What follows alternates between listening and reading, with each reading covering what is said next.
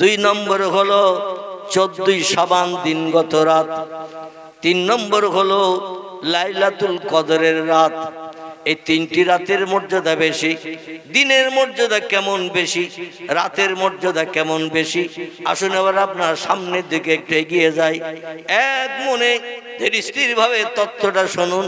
আল্লাহ যেন আমাদের নসিবে তাদের মতো আমল করি, জীবনের মনস্কামনা পূর্ণ করি। আল্লাহ যেন সুখ শান্তি আমাদের মিটান।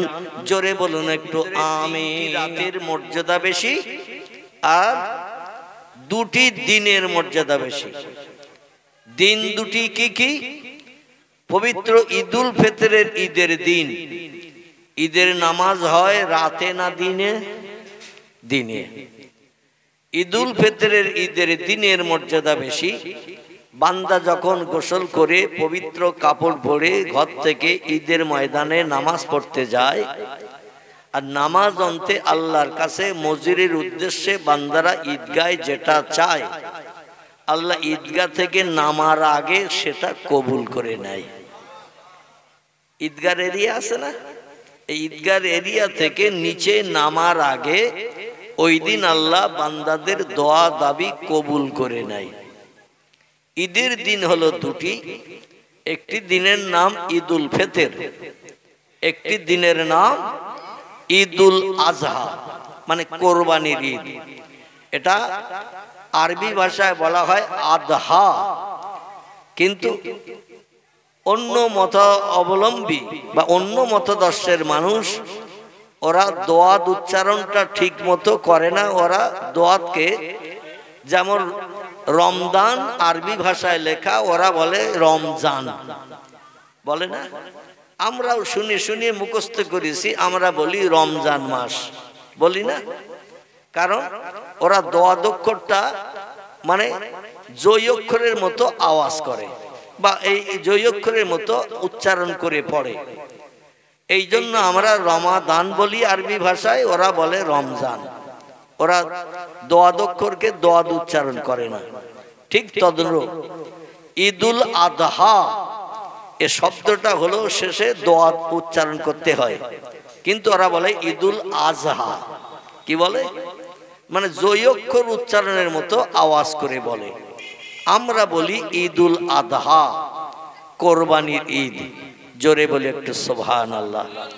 এই ঈদুল আদহার দিন আল্লাহ পাক বান্দাদের ঈদের নামাজ পড়িয়ে ঈদগাহ থেকে বাইরে বেরোনোর আগে যেটা চায় আল্লাহর কাছে হাত তুলে, আল্লাহ সেটা সঙ্গে সঙ্গে কবুল করে বান্দার মুখে হাসি ফুটায়। তাহলে 5টির ভিতরে 2টি চলে গেল, আর বাকি আছে কটি? বাকি এই বাচ্চারা কোনে কথা বলতেছে। তাহলে 2টি দিনের মর্যাদা বেশি আর 3টি রাতের মর্যাদা বেশি। 3টি রাতের একটি রাতের নাম হলো রজব মাসের 1ম তারিখের রাত।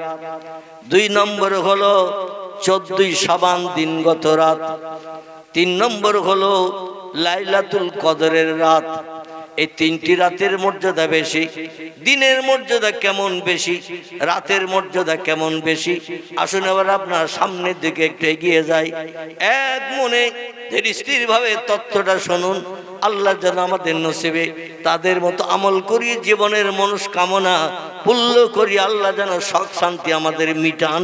জোরে বলুন একটু আমিন। প্রিয় নবী মুহাম্মদুর রাসূলুল্লাহ সাল্লাল্লাহু আলাইহি ওয়াসাল্লাম একজন প্রিয় সাহাবী ছিলেন। লোকটির নাম আমি বলবো এবং তার স্ত্রীর নামও আপনাদের কাছে বলবো। স্ত্রীর নাম হলো উম্মে সালমা, লোকটির নাম হলো আবি সালমা। জোরে বলুন একটু সুবহানাল্লাহ। নবীর মহব্বতের ভক্ত, মহব্বতের সাহাবী। সাহাবীর নাম হলো আবু সালমা, আর সাহাবিয়া নারীর নাম হলো, স্ত্রীর নাম হলো উম্মে সালমা। প্রিয় নবী মুহাম্মদ রাসূলুল্লাহ মসজিদে নববীতে আসরের নামাজ অন্তে, কোনদিন বা ফজরের নামাজ অন্তে, কোনদিন বা এশার নামাজ অন্তে বক্তৃতা দিতেন, ওয়াজ নসিহত করতেন। তো অধিকাংশ দিন রাতের বেলা খুব একটা বক্তৃতা দিতেন না, কারণ অনেক দূর দূরান্ত থেকে সাহাবীরা হেঁটে হেঁটে আসতো মসজিদে নববীতে নামাজ আদায় করার জন্য। নবী বলেছেন, আমার হাতে গড়া মসজিদে কোনো ব্যক্তি যদি একটা না 40 ওয়াক্ত নামাজ আদায় করে, বা জামাত ইমামের পিছনে, আমি মুহাম্মদ রাসূলুল্লাহ বলছি তাকে জান্নাতে নিয়ে যাওয়ার দায়িত্ব স্বয়ং আমার কাঁধে চেপে গেল। কত ওয়াক্ত? 40 ওয়াক্ত নামাজ বা জামাত ইমামের পিছনে যদি কোনো ব্যক্তি একটানা আদায় করে, ওই লোকটিকে জান্নাতে যাওয়ার দায়িত্ব আমার কাঁধে চেপে গেল। এমনকি জান্নাতে নিয়ে যাওয়ার জন্য আমার উপরে ওয়াজিব হয়ে গেল। ফরজের পরের স্টেজ হলো ওয়াজিব।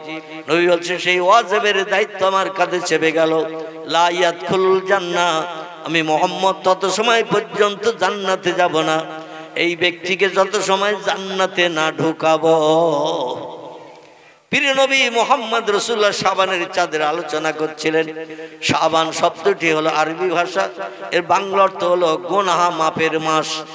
আমরা সাবান দিয়ে যেমন গায়ের ময়লা পরিষ্কার করি, জামা কাপড় পরিষ্কার করি, আল্লাহ বান্দার দেহে যত ময়লা মাখবে, এই ময়লাগুলো পরিষ্কারের জন্য বছরে একটা মাস করে আল্লাহ ময়লা পরিষ্কারের মাস দান করেছেন। এই মাসটির নাম হলো পবিত্র শাবান। প্রিয় নবী মুহাম্মদ রাসূলুল্লাহ সাল্লাল্লাহু আলাইহি সাল্লাম তিনি মসজিদে নববীতে আসরের নামাজ আনতে, সাহাবীরা বলেন কুমিয়া ইয়াল আসহাব, এই সাহাবীরা নামাজ আনতে একটু বসে যাও, এই মাসের গুরুত্ব মর্যাদা সম্পর্কে কিছু আলোকপাত করব, যাতে এই মাসের মর্যাদা সম্পর্কে তোমরা জানা বোঝা করে মাসটার মর্যাদা দিয়ে জীবনের সুখ শান্তি আল্লাহর কাছ থেকে মিটিয়ে নিতে পারো। কারণ এই পবিত্র রাতে 14ই শাবান দিনগত রাতে যে ব্যক্তি বেশি বেশি করে নফল নামাজ পড়ে, রাত জাগে, তাসবিহ তাহলিল পাঠ করে, আল্লাহ পাক রব্বুল আলামিন তার দোয়া দাবিল কবুল না করে পারেন না। প্রিয় নবী মুহাম্মদ রাসূলুল্লাহ নামাজ আনতে মসজিদে নববীর ভিতরে এ মাসের মর্যাদা সম্পর্কে আলোচনা করছেন। এমনকি বলছেন কারো যদি কিছু জীবনের দুঃখ দুর্দশা থাকে, অভাব থাকে, সমস্যা থাকে, আল্লাহর রেজামন্দির জন্য একটু বেশি বেশি করে নফল নামাজ আদায় করবে। নফল নামাজ আদায় করে ভোর হওয়ার আগে, পূর্ব দিকে সূর্য উদয় হওয়ার আগে, আল্লাহ কোরআনে বলছেন সালামুন হিয়া হাত্তা মাতলাইল ফজর, তুলিয়ে ফজর পূর্ব দিকে সূর্য উদয় হওয়ার আগ মুহূর্ত পর্যন্ত এই রাতের ইজ্জতের খাতিরে আল্লাহ পাক রহমতের দরজা খুলে দিয়ে থাকেন। এই জন্য কারো কিছু চাওয়ার থাকে, মজুরি খেটে যদি মজুরি নেওয়ার ইচ্ছা থাকে, ফজরে সূর্য উদয় হওয়ার আগে আল্লাহর কাছে হাত পাতিও, আল্লাহ তোমাকে বঞ্চিত করবেন না। যেটা মনের শখ, যেটা মনের ইচ্ছা, এই রাতে আল্লাহ পাক কবুল করে বান্দার মুখে হাসি ফুটান। হযরত আবু সালমা বিশ্ব নবী মুহাম্মদ রাসূলুল্লাহর মসজিদে এসে আসরের নামাজ আনতে নবীজি শাবান মাসের মর্যাদা গুরুত্ব সম্পর্কে, যাকে লাইলাতুল বরাত বলা হয়, ভাগ্য বন্টনের রজনী, শবে বরাত বলা হয়। ফার্সিতে সব মানে হলো রাত, বরাত মানে হলো ভাগ্য বন্টন। বাংলা ভাষায় কে বলা হয় ভাগ্য বন্টনের রজনী। আল্লাহ পাক মানুষের ভাগ্যকে পরিবর্তন করেন, তকদিরও পরিবর্তন করে দিয়ে নতুন তকদির তার জন্য বানিয়ে দেন। নবী অন্য হাদিসে বলেছেন আত-তাকদিরু লা ইয়ারুদ্দু ইল্লা বিদুআ, তকদিরের কোনো পরিবর্তন কোনোদিনই হবে না। আল্লাহ যার তকদিরে যেটা রেখেছেন সেটাই তার নসিবে জুটবে। সাহাবীরা বলে ইয়া রাসূলুল্লাহ, পরিশ্রম করে কাজকর্ম করে আমরা কি তকদির পরিবর্তন করতে পারবো না? নবী বলেন একটা মাত্র ক্ষেত্রে তকদির পরিবর্তন হয়, সেটি হলো ইল্লা বিদুআ। বান্দা যখন কারো কাছে হাত না পেতে, কারো কাছে সাহায্য না চেয়ে, জিনের জীবনের মনের দুঃখ দুর্দশা কারো কাছে না জানিয়ে আল্লাহর কাছে যখন জানায়, তবে শর্ত হলো চোখের পানি একটু নির্গত করতে হবে, চোখের পানি বার করতে হবে। আল্লাহ চোখের পানি বড় পছন্দ করেন, কবুল করেন। এই জন্য চোখের পানি মাছির মাথার ন্যায় ছোট্ট ফোঁটা হলো নাকের ডগা পর্যন্ত নামিয়ে দিয়ে দেবে। নাকের ডগা পর্যন্ত যদি চোখের পানি নেমে যায়, আল্লাহ সেই বান্দারে বঞ্চিত করেন না। জোরে বলুন একটু সুবহান। আবু সালমা নবী সাহাবীরা মসজিদে নববীতে নামাজ আদায় করে পয়গম্বর যে ওয়াজ নসিহত করতেন, বাড়িতে এসে স্ত্রীদের কাছে সেগুলো বলতেন। সাহাবীরা নবীজির মুখে যে সমস্ত ওয়াজ নসিহত মসজিদে নববীতে শুনতেন, বাড়ি এসে বিবিদের কাছে বলতেন, আর বিবিরা সেগুলো আমল করার জন্য ব্যতিব্যস্ত হয়ে পড়তেন। জোরে বলুন একটু সুবহানাল্লাহ। আবু সালমা বলেন, বিবিরি, এই সবার মাঝের একটা গুরুত্বপূর্ণ রাত আল্লাহ উম্মতে মুহাম্মাদির জন্য দান করেছেন। এমন কি আল্লাহ পাক কোরআন পাকের ভিতরেও তত্ত্ব জানিয়ে দিয়েছেন যে 1000 মাস রাত জেগে জেগে ইবাদত বندگی করলে যত সওয়াব হবে, খায়রুম মিন আলফি শাহর। আল্লাহ পাক কোরআন পাকের ভিতরে জানিয়ে দিয়েছেন সূরা কদরের ভিতরে আল্লাহ বলছেন 1000 মাস রাত জেগে জেগে ইবাদত বندگی করলে, উপাসনা করলে, দিনের বেলাও নফল নামাজ পড়লে, এমন করে অন্যান্য নামাজগুলো আদায় করলে যত সওয়াবের অধিকারী হবে, এক রাতের বিনিময়ে তার থেকে খায়রুন আরো বেশি সওয়াব বান্দার নামামলে থলিতে লেখা হবে। এবং নামাজ আদায়ের পরে আল্লাহর কাছে বান্দা যদি জীবনের শখের কথা বলেন, আল্লাহ কোনো বান্দারে খালি হাতে ফিরান না। জোরে বলুন একটু সুবহানাল্লাহ। আবু সালমার বিবি জান্নাত হযরত উম্মে সালমা বললেন, স্বামী গো, কবে মরি কবে বাঁচি, আর একটা বছর পরে এই রাত আমাদের নসিবে আসবে। একটা বছর না বাঁচলে তো এই পবিত্র রাত পাবো না। এজন্য আজকের রাতটাই যখন সেই পবিত্র রাত, পয়গম্বর বলে দিয়েছেন 14ই শাবান দিবগত রাত, সেই রাতটি আজকের রাত। তাহলে আমরা সারা রাত আজকের আর ঘুমাবো না, শান্তির শয্যায় থাকবো না। আমরা আল্লাহর রেজামন্দি করে জীবনের দুঃখ দুর্দশার কথা জানিয়ে আগামী ভবিষ্যৎ জীবনটা সুখের বানানোর জন্য আল্লাহর কাছে হাত তুলে দোয়া করব। আপনিও নামাজ পড়বেন নফল নামাজ, আমিও নামাজ পড়ব নফল নামাজ। স্বামী স্ত্রী দুইজনে পাশাপাশি যায় নামাজ পড়তে নামাজ আদায় করব। আমার দেখে আপনি নামাজ পড়বেন, আপনার দেখে আমিও নামাজ পড়ব। ইসলাম শরীয়তে এই হিংসা করাটা জায়েজ আছে। জোরে বলুন একটু সুবহানাল্লাহ। ওর থেকে বেশি পড়বো আমি, আবার তার থেকে বেশি পড়বো আমি। সে আবার বলে ও যখন পড়ছে আমিও পড়বো, আমিও বেশি বেশি পড়বো, 2 রাকাত বেশি পড়তে হয় পড়বো। এইভাবে পাল্লা করে হিংসা করে বেশি নামাজ ইসলাম শরীয়তে পড়া জায়েজ আছে, কিন্তু অন্য কোন ক্ষেত্রে হিংসা করা জায়েজ নাই। আবু সালমা বললেন, বিবিরে, ও মেয়েরা ভালো করে কান দিয়ে শোনো, আল্লাহর পয়গম্বর মুহাম্মদ রাসূলুল্লাহ জানিয়েছেন, আল্লাহর ইবাদত করে আল্লাহর যদি খুশি রাজি করতে চাও, রাতের বেলা একটু তোমরা ক্ষুধার্ত থাকিও, বেশি পেট ভরে যেন খেও না। সবে বরাতে, সবে কদরে, এমন করে আশুরায় দেখবেন আমাদের বাড়িতে কম বেশি ভালো মন্দ রান্না করা হয়, আর এমন খাওয়া খাই শুয়ে পড়লে আর ওঠার ইচ্ছা থাকে না। ঠিক বললাম না ভুল বললাম? অধিকাংশ বাড়িতে রুটি তৈরি হয়, গোশত তৈরি হয়, হালুয়া তৈরি হয়, পায়েস তৈরি হয় সবে বরাতে রাতে। তো আগের থেকে এখন একটু কম হয়ে গেছে। ঠিক বললাম না ভুল বললাম? সবে বরাতের মাস আসলেই ঢেকিতে শুধু ঢোলের মতো গুড়ুম গাড়াম আওয়াজ হতো। ঠিক বললাম না ভুল বললাম? তো আস্তে আস্তে মেশিন, ধান কল, গম কল তৈরি হওয়ার কারণে ঢেকি এখন উদাও হয়ে গেছে। খুব বেশি বাড়িতে নাই, 1-8টা বাড়িতে থাকলেও থাকতে পারে পাড়ার ভিতরে, গ্রামের ভিতরে। আরে ঢেকি ওই রকম, একজন আটা করবে আর একজন ধামা নিয়ে রেডি হয়ে থাকবে, মানে ওর হয়ে যাবে আর একজন। আর এই বিকাল বেলা থেকে রুটি পায়েস তৈরির হিড়িক সবে বরাতে এসেছে। রুটি পায়েস তৈরির হিড়িক চলবে, আর এই তৈরি করতে করতে পায়েস, রুটি, গোশত, রুটি, এটা ওটা করতে করতে রাত 10টা, 10:30, 11টাও বেজে যায়। এর বাড়ির রুটি ওর বাড়ি, ওর বাড়ির রুটি এর বাড়ি, এর বাড়ির পায়েস ওর বাড়ি, ওর বাড়ির পায়েস এর বাড়ি, এইরকম ভাবে শুধু পরিবেশন হয়। আর এই খাটাখাটনি করতে করতে যখন দেহ ক্লান্ত হয়ে যায়, নাকে মুখে দুটো দিয়ে শোয়, আর বলে মনে মনে চিন্তা ভাবনা করে 10:30টায় শুচ্ছি, রাত্র দ্বীপ্রহরের পরে তো এই নামাজটা আল্লাহর কাছে প্রিয়, মানে দ্বীপ্রহরের পর থেকে নিয়ে ফজরের আজানের আগ পর্যন্ত এই নফল নামাজটা হলো আল্লাহর কাছে প্রিয়।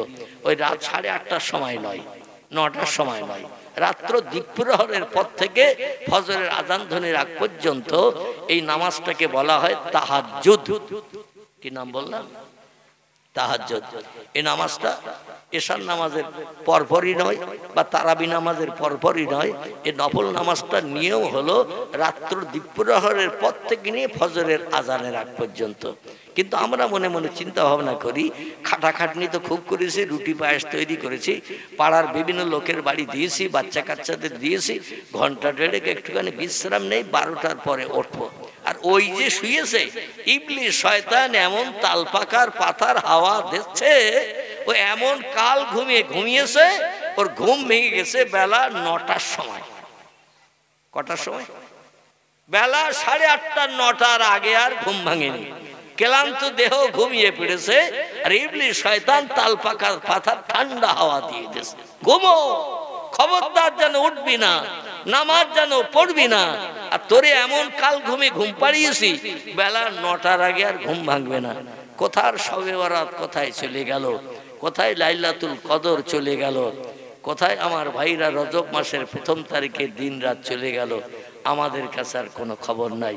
আবু সালমা বলছেন, প্রাণের বিবি, এই জন্য আমাদের খাওয়া দাওয়া একটু কম করতে হবে, কারণ বেশি খেলে পেট ভারী হয়ে যাবে, ইবাদত করতে অসুবিধা হবে। আর আমরা এইরকম দিন রাতে একটু বেশি বেশি খাই। ঠিক বললাম না ভুল বললাম?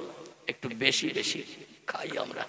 তো যাই হোক, খাওয়ার কারণে শরীর মেজমেজি হয়ে যায়, আল্লাহর ইবাদত করতে অনীহা প্রকাশ হয়। আমার ভাইরা, স্বামী স্ত্রী দুইজনে প্রিয় নবী মুহাম্মদ রাসূলুল্লাহর কথা মোতাবেক নবী বলছেন, এমন খাদ্য খাবে পেটটারে 3টে ভাগে ভাগ করে নেবে। কটা? পেটটারে 3টি ভাগে ভাগ করবে। 1 ভাগ খাদ্য খাবে, 1 ভাগ পানি পান করবে, আর 1 ভাগ তোমরা খালি রেখে দেবে। রোগ বেমারি হবে না, অসুস্থতা আসবে না, শরীর মেজমেজে হবে না, আল্লাহর ইবাদত করতে সুবিধা হবে। স্বামী স্ত্রী দুইজন প্রিয় নবীর কথা মোতাবেক পেটটাকে 3টে ভাগে ভাগ করে নিয়ে 1 ভাগ খাদ্য গ্রহণ করলেন, আর 1 ভাগ পানি দিয়ে ভর্তি করলেন, 1 ভাগ খালি রেখে দিলেন। এশার নামাজ অন্ত থেকে নিয়ে সারাটি রাত ইবাদত করার জন্য দৃঢ় প্রতিজ্ঞাবদ্ধ হলেন। এইভাবে নামাজ পড়ছেন স্বামী, স্ত্রী দেখে নামাজ পড়ছে, স্ত্রী নামাজ পড়া দেখে স্বামীও বারবার নিয়ত করছে, 2 রাকাতের নিয়ত চলছে। আমার ভাইরা, নফল নামাজ চলছে, নামাজ চলতে চলতে এ ওর দিকে নামাজ পড়ে, আরেকজনের দিকে নামাজ পড়ে, স্বামী স্ত্রী দুইজন ঘরে পাশাপাশি দাঁড়িয়ে নামাজ পড়ছেন। এটা শরীয়তে জায়েজ আছে, জোরে বলুন একটু সুবহানাল্লাহ। ঘরের ভিতরে দরজা জানলা লাগানো, এখনকার মধ্যে দেওয়ালে সুইচ টিপলে রড লাইট জ্বলে, ঘরে আলো দেবে না। তখনকার সময় একমাত্র তেলের বাতি, এইটা আধার দূর করার জন্য এনাফ যথেষ্ট ছিল। আমরা বাংলা ভাষায় যারা লম্ফ বলি, টেমি বলি। পরবর্তীতে হারকেন তৈরি হয়েছে, নবীর জামানায় সব হারকেন টারকেনের বালাই ছিল না। তেল দিয়ে বাতিতে আগুন দিলে যত সময় তেল থাকে তত সময় আলো জ্বলে। সংসারে কাজকর্ম শেষ হয়ে গেলে টেমি সারা রাত জ্বালিয়ে রাখে না, বন্ধ করে ফেলে, বন্ধ করে বিশ্রামে যায়। কারণ ঘরে লাইট জ্বললে অনেকের ঘুমাতে অসুবিধা হয়। নামাজ চলছে, আর ভোর হয়ে এসেছে, স্বামী স্ত্রী কিছুই জানে না। কারণ ঘরের দরজা জানলা যদি কমপ্লিট লাগানো থাকে, দিনের আলো বাইরে দেখা যাবে, ঘরের ভিতরে বোঝা যাবে না। স্বামী স্ত্রী বলছি, ফজরের আযান ধ্বনির আগ পর্যন্ত আল্লাহর দরবারে দোয়া চাইলে আল্লাহ দোয়া ফেরত দেয় না। এখনো রাত আছে, নামাজ চালাও। একজন আরেকজনকে দেখে নামাজ পড়ছেন, কিন্তু ভোর হয়ে আসে। আল্লাহ বান্দাদের খবর রাখেন না। ইয়ালামু খায়নাতাল আয়ুনে ওমা তুখফিস সুদূর। আল্লাহ বলছেন, তোমরা গোপনে গোপনে অন্তরে যে চিন্তা ভাবনা করেছো, ফজরের আজানের আগে আমার কাছে পরিশ্রমের মূল্য চাবে, কিন্তু ফজরের আজান ধ্বনি আগত, ফজরের আজানের সময় এসে গেছে। আর আজানের পরে পূর্ব দিকে সূর্যোদয় হয়ে গেলে দোয়া দাবি কবুল হবে না, পরিশ্রমটা বেকার হয়ে যাবে। এ কাক পাখিরা, চিল পাখিরা, ফিঙে পাখিরা, চড়ুই পাখিরা, তোমরা বাসা থেকে বেরিয়ে যাও খাদ্য অন্বেষণের জন্য। ভোরবেলা কোকিলেরা গাছের মাথায় বসে বসে কুহু কুহু করে ভোরবেলা ডাকে না। কোকিলেরা ভোরবেলা ডাকে, চড়ুই পাখিরা বাসা ছেড়ে বেরিয়ে যায়, কিচির মিচির করে, কাগর ডাকতে ডাকতে খাদ্য অন্বেষণের জন্য এক জায়গা থেকে আরেক জায়গায় যায় না। ওরা আওয়াজ করতে করতে যায়, ওরা কিন্তু ওই কা কা করে ডাকে না, চড়ুই পাখি কিচির মিচির করে না। আল্লাহ বলছেন ওরা, আমি আল্লাহ আমার নামের জপ জিকির করতে করতে যাই, কেন ওদের 5 পাটি চাল ঘরে নাই, 2 লাখ টাকা ব্যাংকে নাই, ওদের পুকুরে কোনো 3 বছরের পুরনো মাছ পোষা নাই, ওদের কোনো বাজারে যে খাবার কেনার সুযোগ নাই। ঠিক বললাম না ভুল বললাম? এই জন্য ওরা ভোরবেলা বাসা ছেড়ে বেরিয়ে যখন খাদ্য তালাশ করতে যায়, ও বান্দার শোনো, ওয়াইন মিন শাইইন ইল্লা ইউসাব্বিহু বিহামদিহি, যত সৃষ্টি চোখে দেখতে পাও, যত সৃষ্টি চোখে দেখতে পাও না, সব সৃষ্টি আমি আল্লাহ আমার নামের জপ জিকির করে। লা ইয়াফকাহুনা ইল্লা তাসবিহাহু, ওদের আওয়াজ তোমরা বুঝতে পারো না, কি বলছে ওরা, কি কইছে ওরা একে অপরের সঙ্গে, তোমরা ওটা বোঝো না, কারণ ওদের আওয়াজ বোঝার ক্ষমতা তোমাদের আমি দিই নাই। জোরে বলুন একটু সুবহানাল্লাহ। তবে শোনো, কিছু মানুষের উপর আমি রহম করেছি। ঈসা নবী মায়ের পেট থেকে যখন পৃথিবীতে এসেছে, আমি আল্লাহ পাক ১,৫০০ ভাষা 3 দিনের মাথায় আমি আল্লাহ তার মেমোরিতে জমা করে দিয়েছি। তোমরা বাংলা বললে বোঝো, হিন্দি বললে বোঝো, ইংরেজি বললে বোঝো না, ফার্সি বললে বোঝো না। ঠিক না ভুল? পলি, গুজরাটি, মারাঠি, মালয়ালি এরকম ভাষায় কথা বললে আমরা কি বুঝবো? মনে করবো চড়াই পাখির মতো কিচির মিচির করছে, কিছুই বুঝি না। কিন্তু আল্লাহর সব সৃষ্টির ভাষা যিনি দিয়েছেন, ওদের ভাষা তিনি বোঝেন না। এই জন্য আল্লাহ বলছেন তোরা বাসা ছেড়েছিস, 5 পাটি চাল ঘরে নাই, ব্যাংকে টাকা নাই, পুকুরে মাছ পোষা নাই, কোনো বন্ধুর কাছে পয়সা পাস না, পয়সা কালেকশন করে নিয়ে বাজারে যেয়ে বাজার করে আনবি, এমন সুযোগ তোদের নাই। এই জন্য ওরা বাসা থেকে বেরিয়ে আমি আল্লাহ আমার নামের তসবিহ পড়তে পড়তে যাই, বলে আল্লাহ যেখানে যাচ্ছি ওখানে যেন অনাহারা না থাকে, তোমার দেয়া রিজিক যেন আমি পাই। আল্লাহ বলছে ইন্নাল্লাহা ইয়ারযুকু মাইয়াশাউ বেগৈরে হিসাব, আমি আল্লাহ হলাম রিজিক দাতা, যার ইচ্ছা করি তার আমি খাদ্য পরিবেশন করি। আমার দেয়া খাদ্য ছাড়া বাড়তি খাদ্য খাওয়ার ক্ষমতা কারো নাই। যত সৃষ্টি আছে সব সৃষ্টির রিজিক আমি আল্লাহ পরিবেশন করে থাকি। জোরে বলুন সুবহানাল্লাহ। স্বামী স্ত্রী 2 জন চিন্তা ভাবনা নিয়েছে, আবার কি বাজার শুরু হয়েছে? ও আসলে ঘি ডললো কাজ হবে না, আগে বলেছিলাম। তবে খিদিরপুরে মেয়েদের নামে বদনাম দেবে না, ওরা তো আবার শুক্রবারে ভাত দেবে না আমার, ঠিক কি না? বলে হুজুর আমার নামে বদনাম দেবে, শুক্রবার না খেয়ে বাড়ি যেতে হবে। তো তা যদি বলেন তাও নাই যাব, তন্ত মুখটা বন্ধ কর মা, মুখ বন্ধ কর।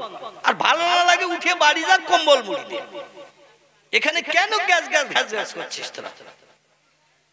আহারে, পাখিরা বাসা ছেড়ে বেরিয়ে গেছে ভোরবেলা। আর পাখিরা যখন বাসা ছেড়ে বেরিয়ে যায়, ওরা কণ্ঠের আওয়াজ দিতে দিতে যায়। ওদের কণ্ঠের আওয়াজ হলো আল্লাহর নামের জিকির। জোরে বলুন একটু সুবহানাল্লাহ। আবু সালমা ডেকে বলে, বিবিরি ঘরের দরজা বন্ধ, জানালা বন্ধ, আধার কাটে নাই, বাইরে বোধহয় ফর্সা হয়ে গেছে। ফর্সা না হলে কাক পাখিরা, শালিক পাখিরা, চড়ুই পাখিরা তো বাসা ছাড়ে না, নিশ্চয়ই ফর্সা হয়ে গেছে, আলো দেখা গেছে।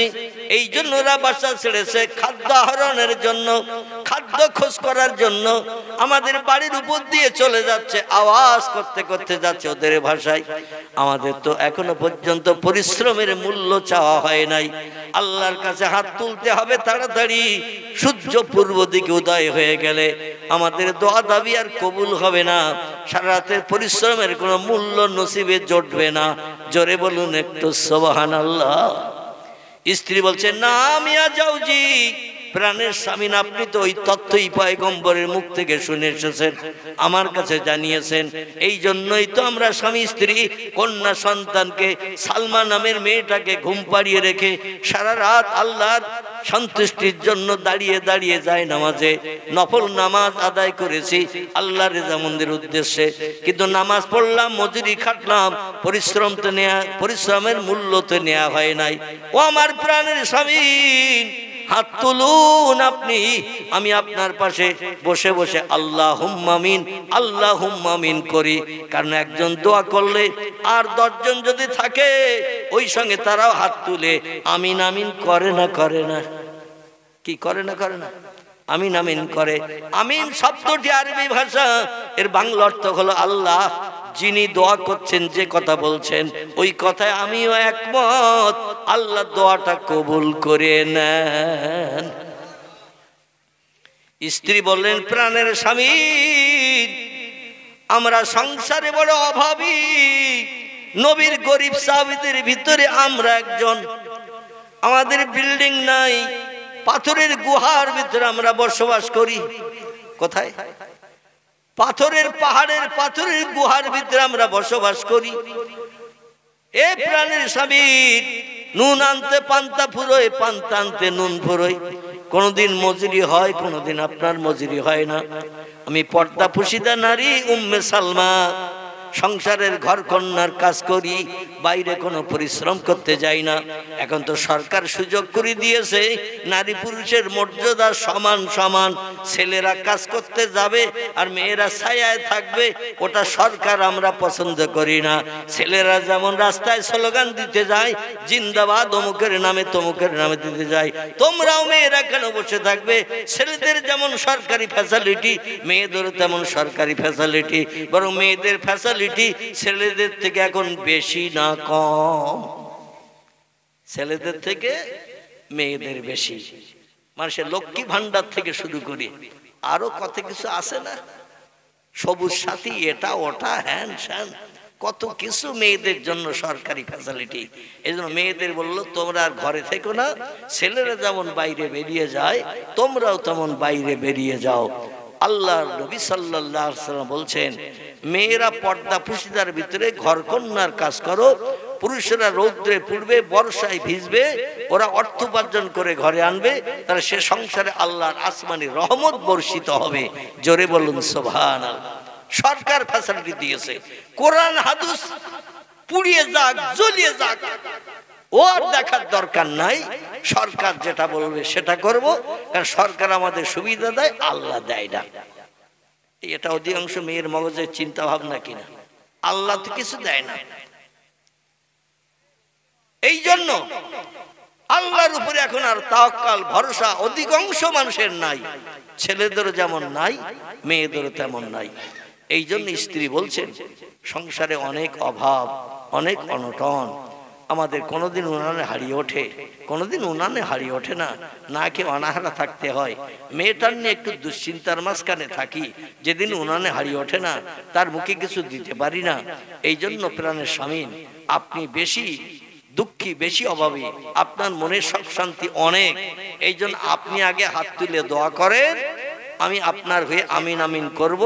আল্লাহ যাতে স্বামীর জন্য স্ত্রীর দোয়া বিদ্যুতের মতো কবুল করেন। জোরে বলুন সুবহান। আবু সালমা ডেকে বলে, প্রাণের বিবি, এ আমার স্ত্রী উম্মে সালমা, আমি তোমার স্বামী, আমার চেহারা দেখতে ভালো না। মদিনার অধিকাংশ পুরুষদের চেহারা কম বেশি ভালো, আমার চেহারা হলো কালো, আমার ফেস কাটিং দেখতে তত ভালো না।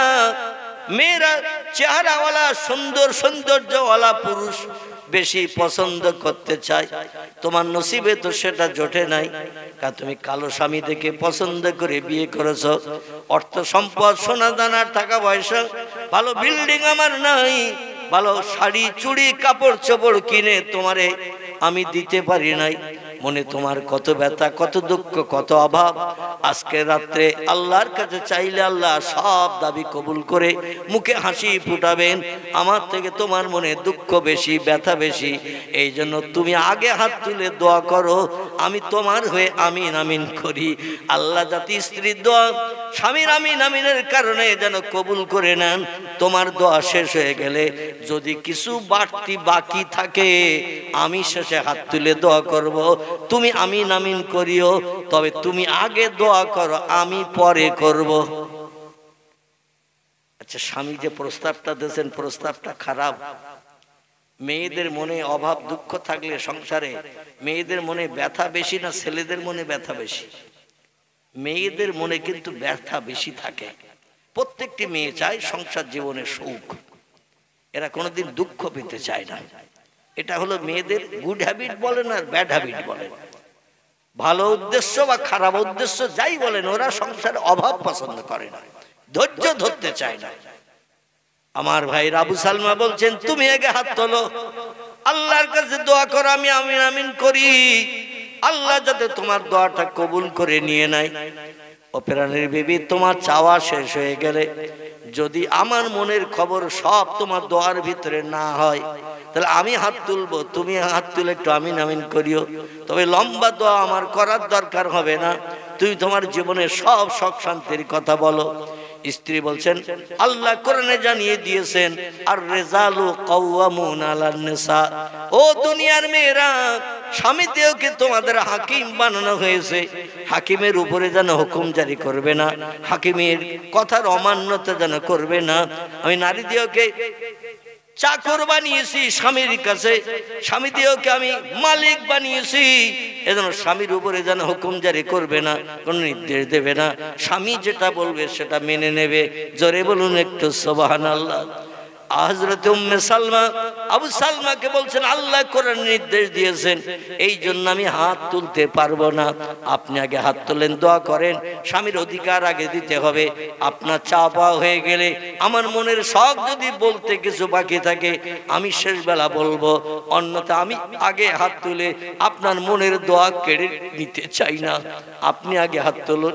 স্বামী স্ত্রী দুইজনে তর্ক বিতর্ক চলছেন ভোর রাতে, এ বলে তুমি আগে হাত তোলো, ও বলে তুমি আগে হাত তোলো, এইভাবে কথাবার্তা বাকবিতণ্ডা চলছে।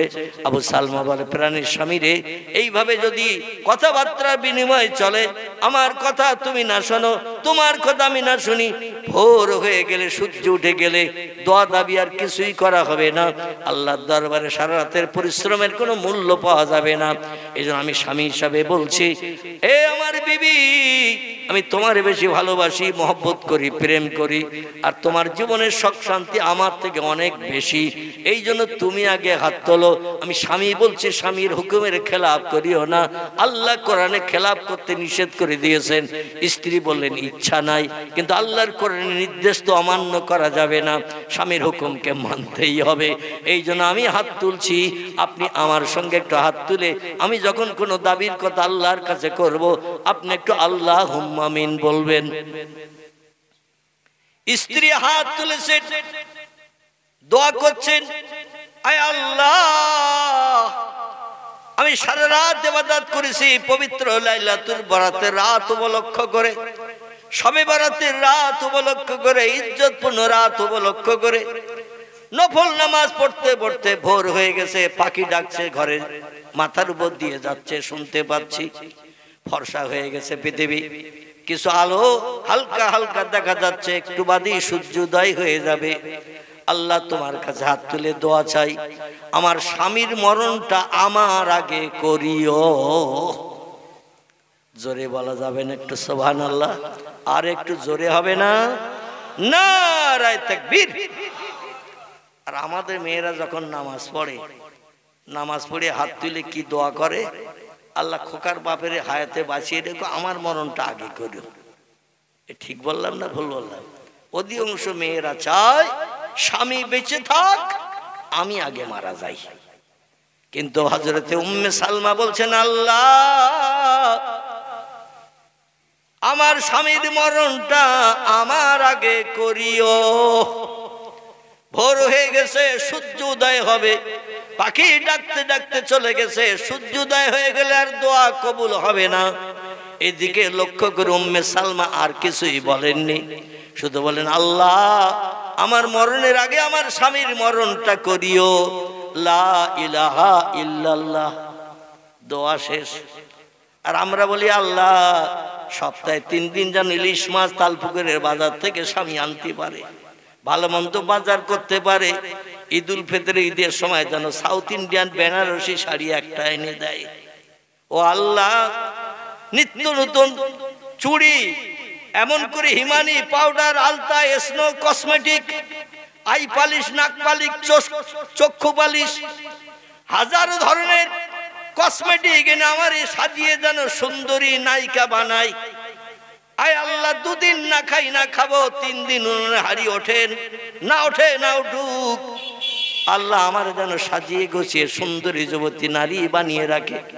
আমার সঙ্গে প্রেম মহব্বত ভালোবাসা যেন গাঢ়তর থাকে, সংসারে কোনোদিন ঝগড়া ঝাঁটি অশান্তি না হয়। মেয়েরা এসব দোয়া করে না, করে না। স্বামী স্ত্রী সংসার জীবনে সুখ পাবে, এই জন্য কত কিছু দাবি করবে, দোয়া করতে করতে 2-10 মিনিটেও দোয়া শেষ হবে না। উম্মে সালমা শুধু বলেন, আল্লাহ আমার মরণের আগে আমার স্বামীর মরণটা করিও, আমার ইবাদত, আমার নামাজ, আমার তাসবিহ, আমার কোরআন তেলাওয়াত যদি আপনার দরবারে কবুল হয়, তার প্রতিদান যদি দিতে চান, আমার দোয়াটা কবুল করে নেন, লা ইলাহা ইল্লাল্লাহ বলি দোয়া শেষ করে দিয়েছেন। দিয়ে বললেন, স্বামী গো বেশি সময় বাকি নাই, এই জন্য দোয়া লম্বা করি নাই। এবার আপনার চাওয়া পাওয়া কি আছে আমি জানি না, আপনার কথাগুলো যদি আমি বলে বসি, আপনার আর দোয়ার ভিতরে কথা উঠবে না, আপনার জবানের কণ্ঠের আওয়াজ আল্লাহ শুনুক, এই জন্য আমার দোয়া তাড়াতাড়ি শেষ করে দিলাম। এবার আপনার চাওয়া পাওয়া কি, লম্বা টাইম ধরে আপনি বলুন, আর আমি হাত তুলে আমিন আমিন করব, কারণ আমার দোয়ার সময় আপনি আল্লাহুম্মা আমিন আল্লাহুম্মা আমিন বলেছেন, আর আমি বলবো না তা তো হতে পারে না। হুন্না লিবাসুল লাকুম ওয়া আনতুম লিবাসুল লাহুন্না। আল্লাহ বলেন, নারীর গায়ের পোশাক হলো পুরুষ, পুরুষের গায়ের পোশাক হলো নারী। একে অপরকে অর্ধাঙ্গী করে বানিয়েছি, অর্ধ অর্ধ করে বানিয়েছি। একটা নারী ছাড়া একটা পুরুষের জীবনের 1 পয়সা দাম নাই, আর একটা পুরুষ একটা নারীর জীবনের 1 পয়সা মূল্য নাই। অর্ধাংশ করে পাঠিয়েছি, হাফ হাফ করে পাঠিয়েছি, এই জন্য আপনার দোয়া হবে না, আমি ওটা চাই না, আপনি এবার দোয়া করুন। আমি হাত তুলে আমিন আমিন করি। হযরত আবু সালমা বলছেন, আল্লাহ এত কিছু চাওয়ার থাকতে আমার স্ত্রী হাত তুললো, আর আমিও বাধ্য হয়ে কথা দিয়েছিলাম তাই হাত তুলে আল্লাহুম্মা আমিন বলেছি। তবে কোন স্বামীর মরণের কথা যদি স্ত্রী বলে, স্বামী কোনোদিন আল্লাহুম্মা আমিন বলবে না। মানে আমার মরণ হোক, আল্লাহ কবুল করো, এটা কোনোদিন কোন স্বামী কি চাইবে? কথা বলেন, কোন স্বামী চাইবে না। দুনিয়ায় সবাই চায় বেঁচে থাকতে, মরণ কেউ চায় না। আর তার মরণের কথা বলছে, আর ও কি বলবে? আল্লাহ কবুল করো, আল্লাহ কবুল করে না, এটা কি বলবে নাকি? আবু সালমা বলে, আল্লাহ কি দোয়া আমি আর আপনার কাছে চাইবো? আমার মরণ যদি হয়ে যায়, তাহলে লম্বা দোয়া চাইয়ে তো কোনো লাভ নাই। আছে মরণ যদি হয়ে যায়, তাহলে লম্বা দোয়া চেয়ে সুখ শান্তির কথা জানিয়ে কোনো লাভ আছে? কোনো লাভ নাই। ও আল্লাহ, তবে ওয়াদা করেছিলাম ওর দোয়ার সময় আমিন আমিন বলবো, আবার ও ওয়াদা করেছে আমার দোয়ার সময় আল্লাহুম্মা আমিন বলবে। আল্লাহ স্বামীর দোয়া কবুল করো।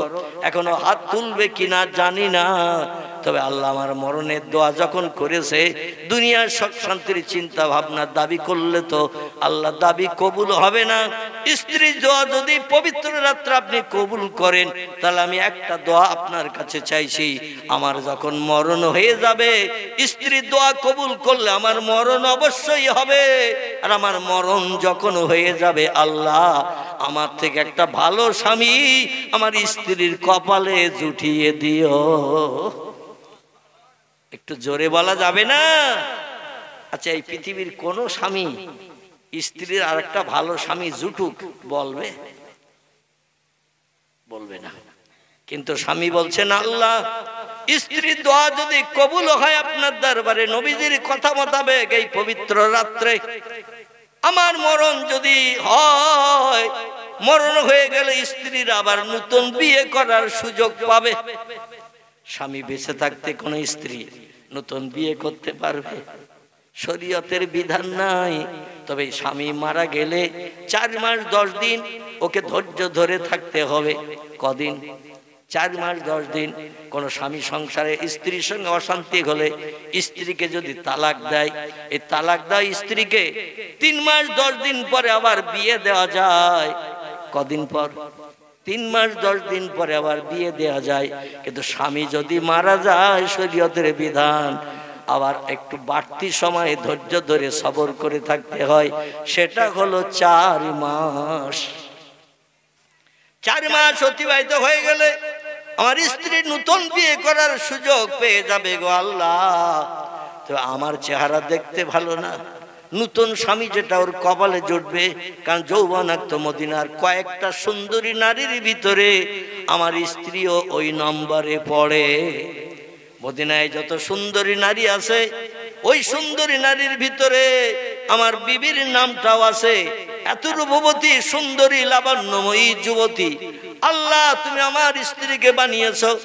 5-6 জন কিংবা 7 জন সুন্দরী নারী যদি মদিনায় থাকে, এর ভিতরে হযরতে মায়েশাতুল হুমায়রা রাদিয়াল্লাহু ছিলেন। জোরে বলুন একটু সুবহানাল্লাহ। হযরত উম্মে সালমা ছিলেন। প্রিয় নবী মুহাম্মদ রাসূলুল্লাহর বিবিগণদের ভিতরে কয়েকজন স্ত্রী দেখতে সুন্দরী ছিল। আমার ভাইরা, উম্মে সালমাও নবীর সাহাবী, এমন করে সাহাবিয়া 2 জন দেখতে, একজন ছিল খুব সুন্দরী, এ হলো হযরতে উম্মে সালমা। আবু সালমা ছিল চেহারা একটু কুৎসিত, তবে আমল কালামে ছিল উচ্চাঙ্গের। জোরে বলুন একটু সুবহানাল্লাহ। আল্লাহর কাছে হাত তুলে বলে, আল্লাহ আমার স্ত্রীর দোয়া কবুল হলে আমার মরণ হয়ে যাবে, আর আমার মরণের পর আমার বিবির নসিবে একটা ভালো স্বামী, উত্তম স্বামী, চেহারাবার সুন্দর দর্শনীয় স্বামী জুটিয়ে দিয়ে মনের দুঃখ, তাপ, ব্যথা, বেদনা, অভাবগুলো দূর করে দিয়ে তার কলিজা তুমি ঠান্ডা করিও। 2 জনের দোয়া এই ভোরবেলা আল্লাহর দরবারে পবিত্র রাতে কবুল হয়ে গেছে। জোরে বলুন সুবহানাল্লাহ। কারণ 2 জন স্বামী স্ত্রী চোখের পানি নির্গত করেছেন সারা রাতের পরিশ্রমের মূল্য নেয়ার জন্য। আল্লাহর দরবারে কেঁদে দোয়া করেছেন, যার কারণে আল্লাহর দরবারে 2 জনের দোয়া কবুল হয়ে গেছে। স্বামী স্ত্রী 2 জন এবার এক জায়গায় দোয়া শেষে বলছেন, বিবি রে, স্ত্রী প্রথমে বলছেন, প্রাণের স্বামী, আপনার এত কিছু চাওয়ার থাকতে আপনি আমার জন্য নতুন স্বামীর দোয়া কেন করলেন? আমি তো নতুন স্বামী চাই না। আবু সালমা বলছে, বিবি রে, তোমারও 1000 ধরনের চাহিদা ছিল, মেয়েদের চাহিদার শেষ থাকে না। এত কিছু তোমার জীবনে চাওয়ার ছিল, কিচ্ছু না চেয়ে তুমি আমার মরণের কথা কেন বললে? আমার মরণের কথাটা বাদ দিয়ে কি কোনো কিছু চাওয়া যেত না? উম্মে সালমা বলছেন, প্রাণের স্বামী, কিছু চাওয়া যাইতো, কিন্তু আপনি আমার একটা নতুন স্বামীর কথা কেন বললেন? 2 জনের ভিতরে মতদ্বন্দ্ব শুরু হয়ে গেল। উম্মে সালমা বলে, প্রাণের স্বামী, আপনার মরণের কথা আমি কেন বলেছি সেটা কি আপনি শুনবেন? স্বামী বলছেন, না মিয়া জাওজাতি, প্রাণের বিবি রে, দুনিয়ায় এত কিছু মেয়েদের চাওয়া থাকতে আমার মরণের কথা কেন এই দোয়ায় তুমি পবিত্র রাতে বললে? একটু তথ্য দাও, শুনে খুশি হই।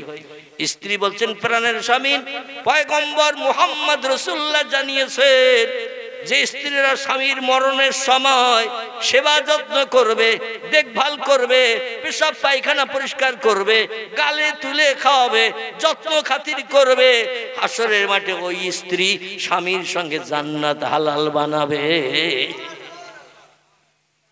যে স্ত্রী স্বামীর মরণের সময় দেখভাল করবে, সব থেকে কঠিন বিপদের সময় হলো মরণের সময়।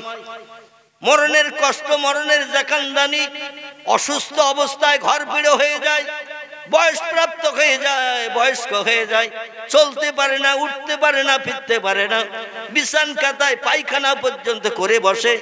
এই সময়ের সেবা যে মেয়েটি স্বামীর করবে, সেই হলো প্রকৃত স্বামী ভক্ত, সেই হলো প্রকৃত স্বামী ভক্তা। আর ওই মেয়েটি মরণের দিন পর্যন্ত স্বামীর সেবা করে বাপের বাড়ি না যেয়ে, বোনের বাড়িতে যে না যেয়ে, মাঝে মাঝে ভিক্ষুকদের কাছ থেকে খবর নেয়, আমাদের সে খোকার বাপ বেশি আছে না মরে গেছে, একটু খবর দাও, ওর জ্বালা যন্ত্রণা সহ্য করতে পারি না, পচা গুয়ের গন্ধার সহ্য করতে পারি না, পেশাব পায়খানা বিকট দুর্গন্ধ, প্রতিদিন পরিষ্কার করতে হয়, ধুতে হয়, জ্বালায় জ্বলে জ্বলে মরছি, এত লোকের মরণ হয়, খোকার বাপের আল্লাহ চেনে না। এখানকার মেয়েরা অবশ্য বলে টলে না, কিছু মেয়েরা বলে এত লোকের মরণ হয় খবর শুনি, খোকার বাপের আল্লাহ চেনে না, ওর কবে মরণ হবে, তাই জ্বালা যন্ত্রণা সহ্য করতে না পেরে বাপের বাড়ি এসে রয়েছি, মরে গেলে আবার বাড়ি যাব। আমার ভাইরা, এটা হলো দুনিয়ার মেয়েদের চিন্তা ভাবনা, মনস্কামনা।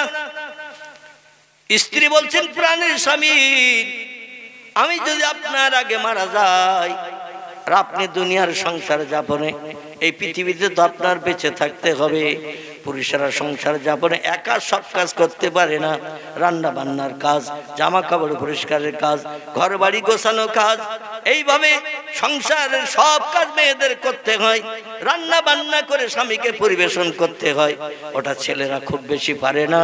আর আমি যদি আগে মারা যাই, সংসারের প্রয়োজনে আপনার নতুন বিয়ে আপনার করে নেবেন, নতুন বিয়ে যেই করবেন, ওই নতুন স্ত্রী সংসারে আসবে, আর জীবনের শেষ বেলা ওই নতুন স্ত্রী যদি আপনার 2-1 মাস সেবা যত্ন করে, হাসরের মাঠে ওই স্ত্রীটা আপনাকে নিয়ে জান্নাতে চলে যাবে। আমরা কেউ জান্নাতে স্বামীর ধারে পাশে ঘিসতে পারবো না, আর শেষ সেবা যে মেয়েটি করবে সেই হলো প্রকৃত সেবাকারিণী, আল্লাহ তাকে স্বামীর সঙ্গে জান্নাত হালাল বানাবেন।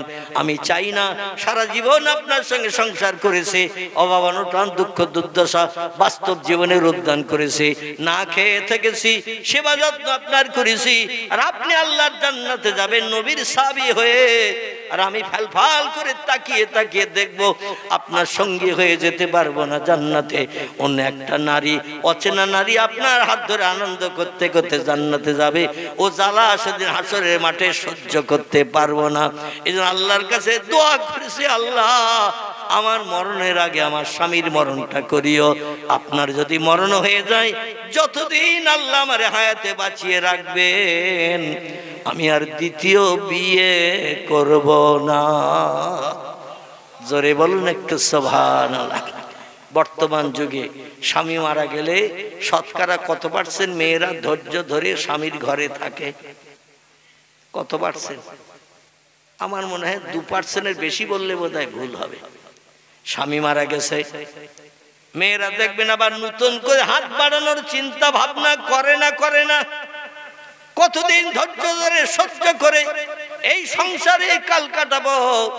মেয়েরা সুখ চায়, দুঃখ চায় না, এই জন্য বাধ্য হয়ে হযরত উম্মে সালমা বলছেন, আল্লাহ আমারে যতদিন হায়াতে বাঁচিয়ে রাখবেন, আমি ধৈর্য ধরে সবর এখতিয়ার করে বিধবা হয়ে থাকবো, হাসরের মাঠে আপনার হাত ধরে জান্নাতে যাব। তাই দুনিয়ার জিন্দেগিতে লম্বা দিন আপনার পিছনে কাটিয়েছে, আর জান্নাতে যে অন্য স্বামী নিয়ে থাকবো ওটা পছন্দ করি না।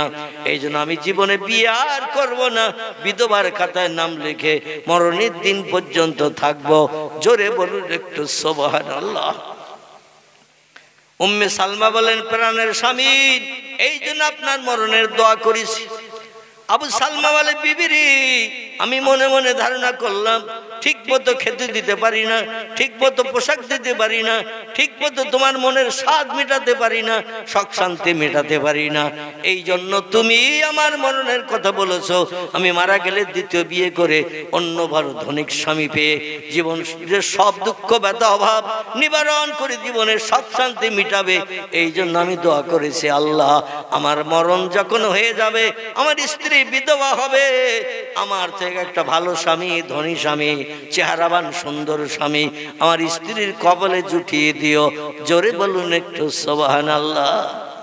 স্ত্রীও ভুল বুঝেছে, স্বামীও ভুল বুঝেছে, ভুল বুঝে দুইজন দুই রকম দোয়া করেছে, আল্লাহর দরবারে দোয়া কবুল হয়ে গেছে।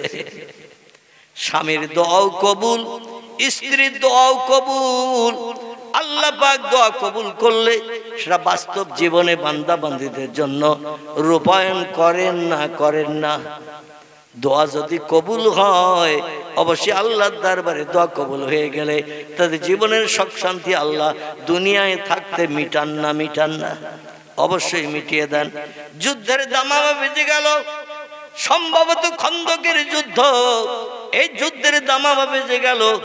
সাহাবায়ে কেরামগণ বিবি বাচ্চা ঘরে রেখে যুদ্ধের ময়দানে চলে গেছেন নবীর মুখে হাসি ফোটানোর জন্য। মক্কার কাফেরদের সঙ্গে যুদ্ধ হবে।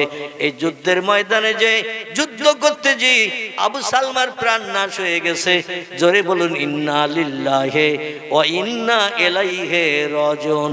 আল্লাহ পাক বললেন, ও বান্দা বান্দি, স্ত্রী দোয়া করেছে স্বামীর মরণের দোয়া, আমি আল্লাহ সেটা কবুল করেছি। তবে সেই দোয়াটা কবুল করার কারণে সাধারণ মরণ কি আমি আবু সালমার দেব? এটা তো হতে পারে না। পৃথিবীতে সবথেকে উত্তম মরণ যেটি, এই মরণের নাম হলো শহীদি মরণ। কি মরণ? শহীদি মরণ। যে মরণ বরণ করে কবরে গেলে আল্লাহ পাক কবরে কোনো আযাব দেন না, কোনো বিপদের মাঝখানে রাখেন না। কবরে জান্নাতি নাজনেমাত দান করেন কিয়ামত পর্যন্ত। আবার কবর থেকে যেদিন উঠে হাসরে যাবে, সেদিন আল্লাহ পাক জান্নাত হালাল বানানোর জন্য হিসাব নিকাশের আগে, হিসাব নিকাশ না হওয়া পর্যন্ত কোন ব্যক্তি জান্নাতে যেতে পারবে না। কিন্তু পাঁচটা দলের মানুষ, এরা হিসাব নিকাশ বিহীন আগে জান্নাতে ঢুকে যাবে। এই পাঁচটি দলের ভিতরই একটি দলের নাম হলো শহীদান। কি নাম বললাম? সর্বপ্রথম জান্নাতে ঢুকবে যারা, এরা হলো শহীদান ব্যক্তি। ইসলামের জন্য, কলেমার জন্য, মসজিদের জন্য, মাদ্রাসার জন্য, দিন রক্ষার জন্য যুদ্ধের মাঠে শত্রুদের তরবারিতে জীবন উৎসর্গ করে দি বিবিরা বিধবা বানিয়েছে, সন্তানদের এতিম করে দুনিয়ার মোহমায়া ছেড়ে কবরে চলে গেছে। আল্লাহ এদের ডাক দিয়ে বলেন, ও ফেরেশতারা, ওই যে রক্ত মাখা জামা কাপড় পরা ওরা কারা? হাসরের মাঠে সব ব্যক্তি উলঙ্গ হয়ে দাঁড়িয়ে রয়েছে কবর থেকে হাসরে এসে। মেয়েদের গায়েও কাপড় নাই, পুরুষের গায়েও কাপড় নাই, সব ব্যক্তি উলঙ্গ। কার গুপ্তাঙ্গ ঢাকার মতো কাপড় নাই, পোশাক নাই, কিন্তু রক্ত মাখা কাপড় অবস্থায় কারা হাসরের মাঠে ঘুরে বেড়াচ্ছে। ফেরেশতারা ডেকে বলবেন, আল্লাহ, রক্তমাখা কাপড় অবস্থায় কবর থেকে উঠে হাসরের মাঠে যারা ঘুরে বেড়াচ্ছেন, এরা হলো আপনার মহব্বতের বান্দা শহীদান।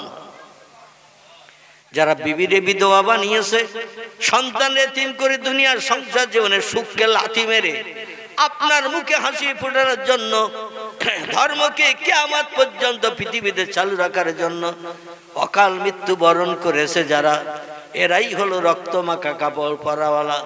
আল্লাহ বলবেন, আমি বিচার শুরু করার আগে ওদের প্রথম জান্নাত হালাল বানিয়ে দিলাম।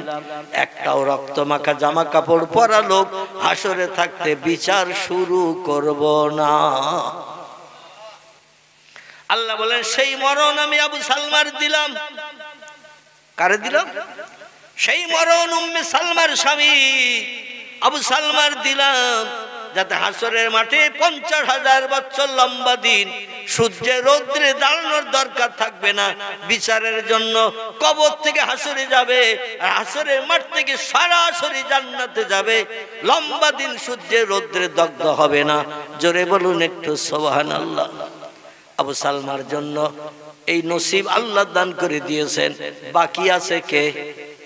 হযরত উম্মে সালমা, ইনি বাকি, দুনিয়ায় বেঁচে আছে। আবু সালমা দোয়া করেছে, আল্লাহ আমার মরণ যখন স্ত্রীর দোয়ায় আপনি যদি কবুল করে থাকেন, আমার স্ত্রী মরণের আগে আমার মরণটা তো হবে।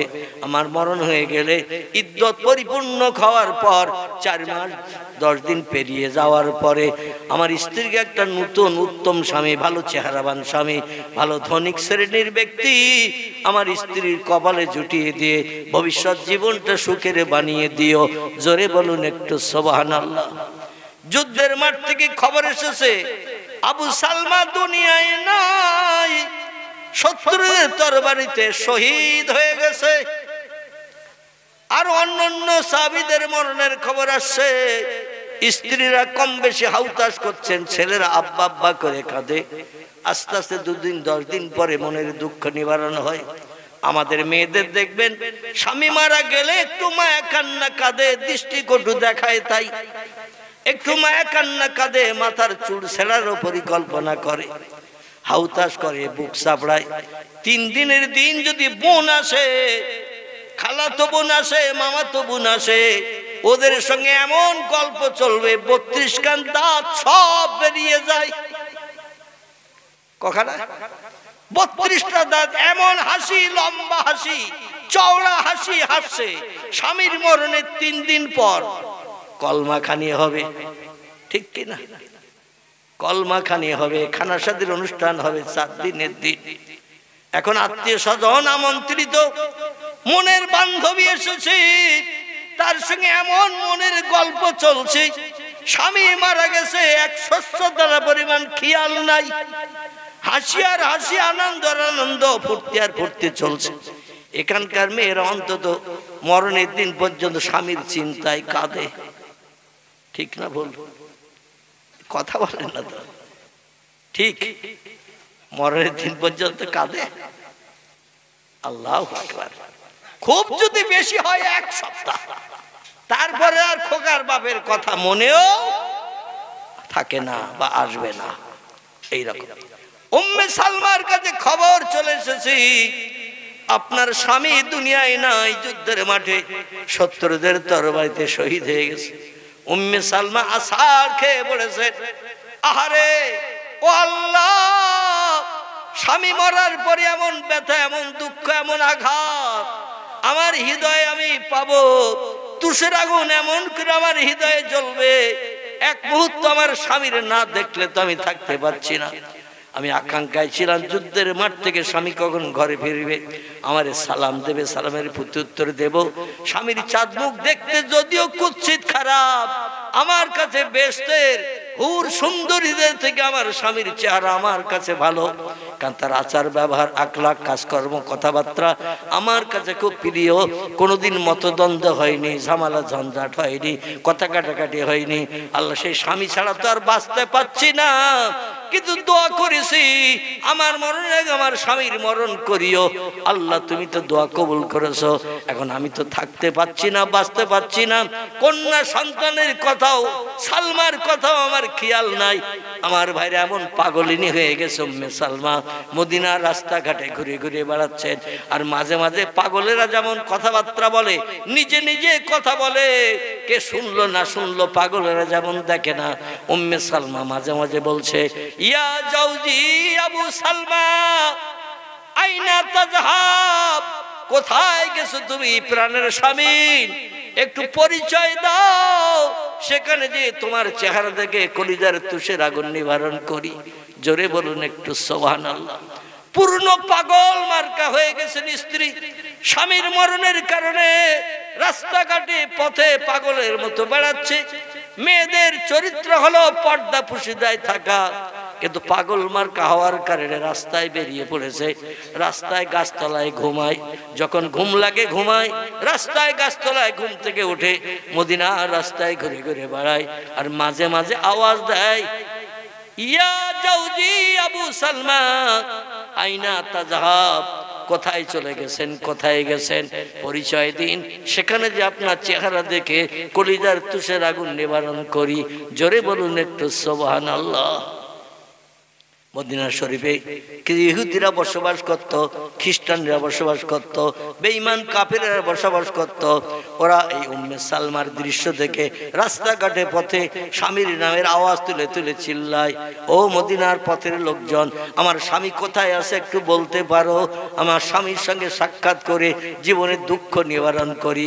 মদিনার ইহুদিরা, খ্রিস্টানেরা, কাফেরেরা উম্মে সালমার এই পরিবেশ অবস্থা দেখে আল্লাহ নবীর নামে বদনাম দিতে শুরু করে দিল।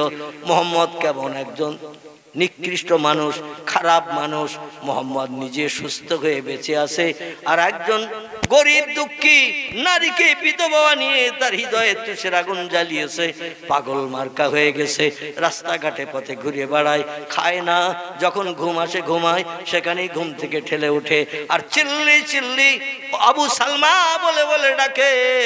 মুহাম্মদ কত নিষ্ঠুর, কত খারাপ মানুষ। দেখো মদিনার একটা পুরুষকে যুদ্ধের মাঠে নিয়ে যে শহীদ বরণ করিয়ে, যুদ্ধে প্রাণ নাশ করিয়ে তার স্ত্রীকে কি বিপদে ফেলে দিয়েছে। মানুষের মুখে মুখে কথা হতে হতে আল্লাহ নবীর কানে কথাটা পৌঁছে গেছে। জোরে বলুন একটু সুবহানাল্লাহ। আল্লাহ বলছেন, ওয়াইন্নাকা লাআলা খুলুকিন আযীম ওমা আরসালনাকা ইল্লা রাহমাতাল লিল আলামিন।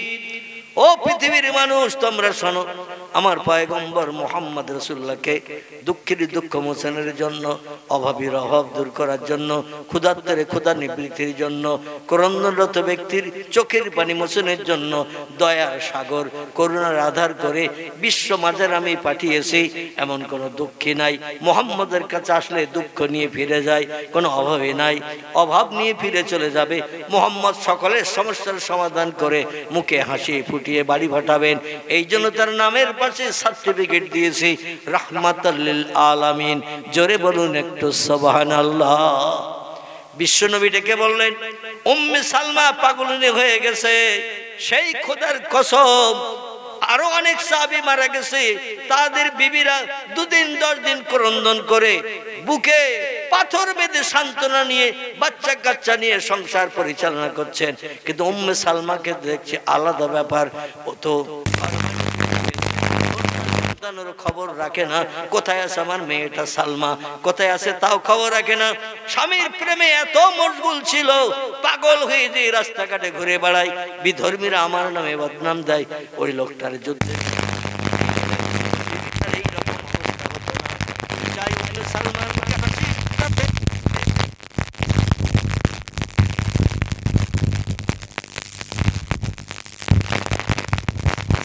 বলে, ইয়া রাসূলুল্লাহ, আপনার সাহাবীদের ভিতরে সবথেকে আমলে বেশি হলো আবু বকর সিদ্দিক। নবী বললেন, আবু বকর ওই আমার সাহাবিয়া দুঃখী নারী, স্বামী হারা বিধবা, উম্মে সালমা পাগল হয়ে গেছে স্বামী হারা হওয়ার কারণে। তুমি যে বিয়ের প্রস্তাব দাও, উম্মে সালমাকে বিবি বানিয়ে নাও, জীবনের দুঃখ দুর্দশা নিবারণ করো, শরীয়তের আইন মোতাবেক উম্মে সালমার মনের তুষের আগুন নিবারণ হয়ে যাক। আবু বকর তুমি যে বিয়ের প্রস্তাব দাও। আবু বকর বিশ্ব নবীর কথা শুনে বিয়ের ইচ্ছা ছিল না, কিন্তু নবী বলেছেন নবীর কথা তো অ্যাভয়েড করা যাবে না। এই জন্য আবু বকর সিদ্দিক প্রস্তাব নিয়ে চলেছেন উম্মে সালমাকে পেতে। বাড়ি এসে পেলেন না, বলে উম্মে সালমা কোথায় আছে একটু বলো। ও সবাই বলল, উনি রাস্তাঘাটে ঘুরে বেড়ান, গাছতলায় ঘুমান, গাছতলায় ঘুম থেকে ওঠে, খাওয়া দাওয়ারও চিন্তা ভাবনা নাই, কতদিন অনাহারা থাকে তাও আমরা জানি না, পিপাসার পানিও পান করে না, পাগল হয়ে বেড়াচ্ছে। আর আবু সালমা বলে বলে ডাকতে শুরু করেছে। বলে তাহলে কোথায় পাওয়া যাবে তারে? বলে মদিনার এই রাস্তায় খোঁজ করে, এইদিকে বেশি বেশি করে। আবু বকর সিদ্দিক খুঁজতে খুঁজতে উম্মে সালমারে পাগলিনীরে রাস্তার উপরে পেয়ে গেছে। বলেন, কুম ইয়া আইয়ুহান নিসা, এ মদিনার সাহাবিয়া নারী, বিশ্ব নবীর উম্মতি, একটু দাঁড়াও। উম্মে সালমা বলছে, মা নান্তা মা ইসমুকা, কে আপনি আপনার পরিচয় দিল। বলে, আনা বেকারিনেন, আপনি কি আমাকে চেনেন না, আমারে কি জানেন না? বলছে, আমি আমার স্বামীর চেহারা দেখার জন্য পাগল হয়ে আছি, কোন মানুষকে আমি এখন আর চিনি না, বুঝি না। আমার স্বামী কখন সামনে আসবে তারে দেখবো, কলিজার তুষের আগুন নিবারণ করব। মা নাম থাকে, আপনি আপনার পরিচয় দিন। উনি বললেন, আমি পয়গম্বরের প্রিয় সাহাবী, আমি হলাম আবু বকর ইবনে আবু কুহাফা। জোরে বলুন একটু সুবহানাল্লাহ। বলে, আপনি কি জন্য এসেছেন, কি প্রয়োজনে আমার কাছে এসেছেন? বলছেন, পয়গম্বর মুহাম্মদ রাসূলুল্লাহ পাঠিয়ে দিয়েছেন আপনাকে বিয়ে করে আমার স্ত্রী বানাতে, জীবনের সব দুঃখ দুর্দশা নিবারণ করতে, স্বামীর অভাব দূর করতে আল্লাহর পয়গম্বর পাঠিয়েছেন। যতদিন হায়াতে বাঁচবেন আপনাকে স্ত্রী হিসাবে সব দুঃখ ব্যথা নিবারণ করার দায়িত্ব আমি নিলাম। আমি নিজে না খেয়েও আপনাকে খাইয়ে রাখবো নবীজির কথা মোতাবেক। জোরে বলুন সুবহানাল্লাহ।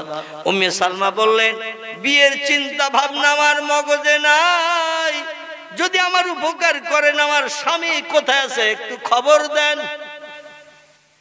আবু বকর বললেন, পাগলি মেয়েকে তো বোঝানো যাবে না, এ তো বিয়ের পিড়িতে আর বসতে চায় না, এখন এর স্বামী কোথায় খোঁজ খবর চাইছে। আমি সারা জীবন যদি চেষ্টা করি তার স্বামীর খবর বলতে পারবো না, কেন স্বামী তো কবরস্থ হয়ে গেছে। জোরে বলুন একটু সুবহানাল্লাহ। আবু বকর বিফল মনোরথে ফিরে চলে গেল, প্রস্তাব প্রত্যাখ্যান করলেন উম্মে সালমা। নবীর কাছে গেলেন, নবী বলছেন, এ আবু বকর, খবর কি? মা ফালতা, কি কাজ করেছো, কি খবর নিয়ে এসেছো বলো।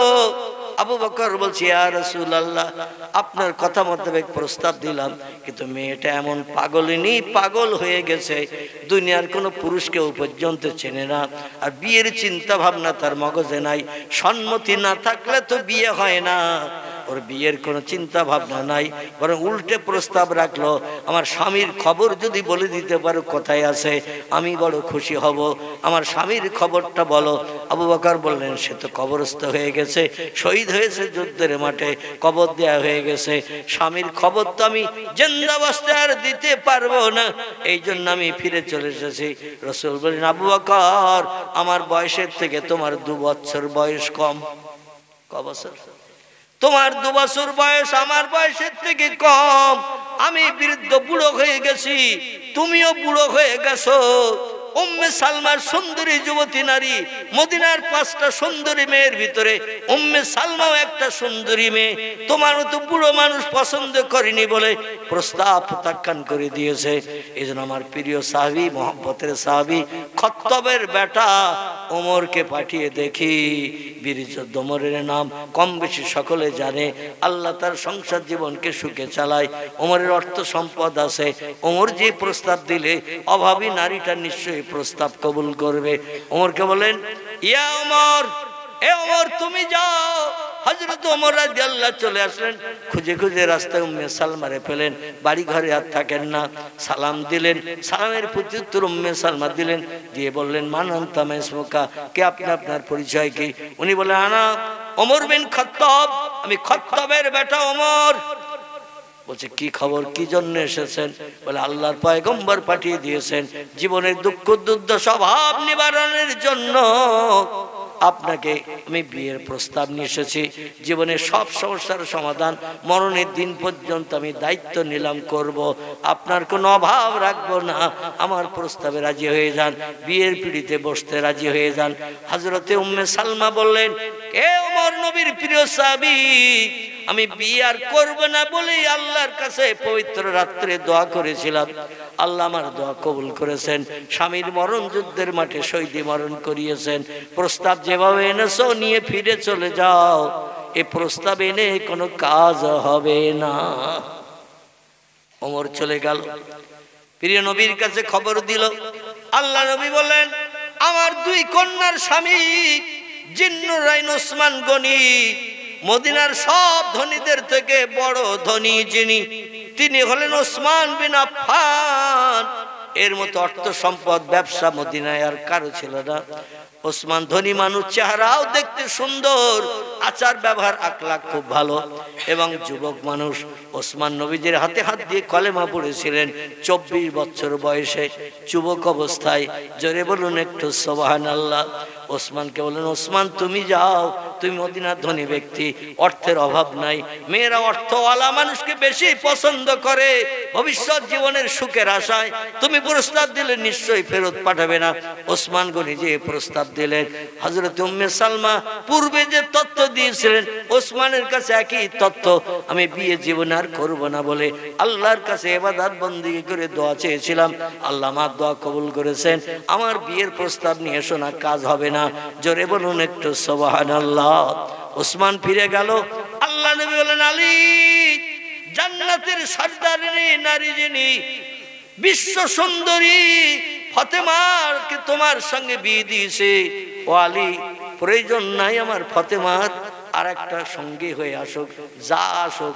মেয়েরা সব জিনিসের ভাগ সবাইকে দিতে চায়, একটি জিনিসের ভাগ কাউকে দিতে চায় না, সেটা হলো স্বামীর ভাগ। ঠিক বললাম না ভুল বললাম? স্বামীর ভাগ কাউকে দিতে চায় না, স্বামীকে নিয়ে একাই থাকতে চায় ঘরে। অন্য একটা নারী ওই ঘরে থাক, কোনো মেয়েকে পছন্দ করবে? এই জন্য নবী বলছেন, আমার কন্যা ফাতেমা তার অন্য আর একটা সঙ্গী হয়ে ঘরের ভিতরে থাক, এটা আমার মেয়েও পছন্দ করবে না। কারণ মেয়েরা একই জাতের, সব একই বেকাহাড়ের তৈরি, কিন্তু আমি আল্লাহর দিন রক্ষার জন্য, নারী চোখের পানি মোচনের জন্য, মনের দুঃখ অভাব দূর করার জন্য আলী তোমারে বলছি, তুমি যাও বিয়ের প্রস্তাব নিয়ে, দেখো মেয়েটা প্রস্তাবে রাজি হয় কিনা। আলী রাদিয়াল্লাহু আনহু গেলেন, সংক্ষেপ কথা, প্রস্তাব দিলেন, প্রত্যাখ্যান করে দিলেন। উম্মে সালমা বললেন, আমি আর বিয়ে করতে চাই না, কেউ আমার কাছে বিয়ের প্রস্তাব এনো না, বরং আমার স্বামী কোথায় যদি খবরটা বলে দাও, আমি খুশিতে বাগবাগ হব। আলী ফিরে চলে গেলেন। বিশ্বনবী দুশ্চিন্তায় পড়ে গেলেন। আমার মহব্বতের কাছের মানুষ যারা দুনিয়ায় বেঁচে থাকতে জান্নাতের সার্টিফিকেট পেয়েছেন, তাদের পাঠালাম উম্মে সালমার কাছে। উম্মে সালমা এত সুনামি ও ব্যক্তিত্ব, যারা মরণের পরই জান্নাত সরাসরি হালাল বানাবে, তাদের প্রস্তাব গ্রহণ করলো না। আর কারে পাঠাবো? উম্মে সালমার কাছে। কিন্তু এইভাবে যদি থাকে, মদিনার জমিনে 500 এলাকায় আমার নামে বদনাম যেটা রটেছে আরো বেশি বেশি রটবে। এই বদনামের হাত থেকে কি করে নিষ্কৃতি পাই, কি করে আমি বদনামের হাত থেকে বাঁচতে পারি? বিশ্ব নবী দুশ্চিন্তার মাঝখানে আছেন। আল্লাহ বলি, যাবিয়া জিবরিল ইলা রাসূলিহি, ও আমার ফেরেশতা জিবরিল রে, আমার পয়গম্বরের কাছে যাও। পয়গম্বর রাতের বেলা ঘুমায় না, বিশ্রাম করে না, দুশ্চিন্তায় আছে। উম্মে সালমার জীবনের দুঃখ কি করে মোচন করা যায়, অভাব কি করে দূর করা যায়। ও জিবরিল, যেদিন রাতের বেলা, পবিত্র রাতে, শবে বরাতের রাতে, লাইলাতুল কদরের রাতে, ঈদুল ফিতর ঈদের রাতে, ঈদুল আজহার ঈদের রাতে, রজব মাসের 1ম তারিখের রাতে যে বান্দা বান্দি ঘুমকে হারাম করে আল্লাহর ইবাদত বন্দেগী করে, ভোর হওয়ার আগে দোকানে হাত তুলে দোয়া করে, আল্লাহ তাদের দোয়া বিদ্যুতের মতো কবুল করেন। এ মদিনার মুসলমানেরা, আমি তো বড় দুশ্চিন্তায় পড়লাম। মেয়েটা এইভাবে সারা জীবন বিধবার খাতায় নাম লিখে থাকবে, আর স্বামীর নাম ধরে ধরে ডাকবে, এমন করুণ স্বরে স্বামীর নাম ধরে ধরে ডাকে, যে কোনো মানুষ আওয়াজ শুনলে তাদের মনটা নরম হয়ে যায়। উম্মে সালমার মতো চোখের পানি ফেলে কাঁদে। মেয়েটা কি চরম বিপদের মাঝখানে পড়েছে, আমার নামে বদনাম রটবে, কোনো সুরাহা করতে পারি না। আল্লাহ বলছেন, সুরাহার ব্যবস্থা আমার হাতে। জিবরিল তাড়াতাড়ি নবীর কাছে যাও, যে প্রস্তাব দাও। আবু সালমার দোয়া আল্লাহ বিদ্যুতের মতো যেমন কবুল করেছে, তার আগে উম্মে সালমার দোয়াও আল্লাহ বিদ্যুতের মতো কবুল করেছে। কবুল করার কারণে, উম্মে সালমার দোয়া আল্লাহ কবুল করার কারণে তার মরণ আগে তার স্বামীর মরণটা করিয়েছে। আর আবু সালমা শেষে দোয়া করেছিল, স্ত্রীকে সুযোগ দিয়েছিল আগে দোয়া করার জন্য। আর আবু সালমা দোয়া করে বলে, আল্লাহ, স্ত্রীর দোয়া যখন কবুল হয়ে যাবে, আমার মরণটা তো অবশ্যই হবে। আমার মরণের পরে আমার থেকে একটা ভালো স্বামী আমার বিবির কপালে জুটিয়ে দিও। আমি আল্লাহ বিদ্যুতের মতো বান্দা বান্দি দুইজনের চোখের পানি কবুল করেছিলাম। এই জন্য ভালো স্বামী হিসাবে উম্মে সালমা আবু বকরকে পছন্দ করেনি, ওমরকে পছন্দ করেনি, ওসমানকে পছন্দ করেনি, আলী রাদিয়াল্লাহুকেও পছন্দ করেনি। আরো মদিনার যত মহব্বতের সাহাবী, সুন্দর চেহারার মানুষ যে প্রস্তাব দেবে, আমার ভাইরা, উম্মে সালমা প্রস্তাব কবুল করবে না। আমি আল্লাহ জানি, আবু সালমা যে দোয়া করেছে আমার থেকে ভালো স্বামী আমার বিবির কপালে জুটিয়ে দিয়ে জীবনের সুখ শান্তি মরণের দিন পর্যন্ত মিটিয়ে দিও। আমি আবু সালমার দোয়া এমন কবুল করেছি, তার থেকে ভালো স্বামী একমাত্র পয়গম্বর মুহাম্মাদুর রাসূলুল্লাহ ছাড়া আর কাউকে আমি পছন্দ করিনি। আর একটু জোরে হবে না? নারায়ে তাকবীর। আচ্ছা, নবীর উপরে আর ভালো স্বামী কেউ আছে? নবীর উপরে ভালো মানুষ কেউ আছে? সেই ব্যক্তিকে আল্লাহ পছন্দ করেছেন স্বামীর দোয়া কবুল করে স্ত্রীর জন্য। তাহলে আমরা স্ত্রীর জন্য কি দোয়া করি? আল্লাহ ও বাপের বাড়ি গেছে, 3 দিনের ভিতরে খবর পাই ওর প্যারালাইজড হয়েছে। ঠিক বললাম না ভুল বললাম? কিছু কিছু স্বামী আছে এত বলি বাপের বাড়ি যা, ও যায় না, কারণ ও মনে মনে চিন্তা করে গেলেই আর একজন হাজির হবে, তাই আমার এই সত্য বাপের বাড়ি যেতে বলে। আর ও পণ করেছে বাপ মা মরিয়ে গেলেও যাব না। ঠিক বললাম না ভুল বললাম? তাই হঠাৎ করে একদিন স্ত্রী বলছে আমার একটু মন আনচান করছে, বাপটা অসুস্থ, খবর পেলাম টেলিফোনে, তো অন্তত একটু বাপের বাড়ি যাচ্ছি, তোমার মতামত? স্বামীর অনুমতি নিয়ে যেতে হয়। তো স্বামীরে বলছে অনেকদিন যাইনে, তো তুমি একটু অনুমতি দেবে? বলে তুই 10 মাস আগে বললি, 10 মাস আগে যেতে দিতাম তোর, তুই এত দেরি করে বলছিস? গোসল বাপের বাড়ি যাইয়ে করিস, যে কাপড় পরি আছে ওই কাপড় পরি যা। এখানকার স্বামীরা অবশ্য এরকম বলে টলে না, একটু সেজে গুজে যাওয়ার সুযোগ দেয়।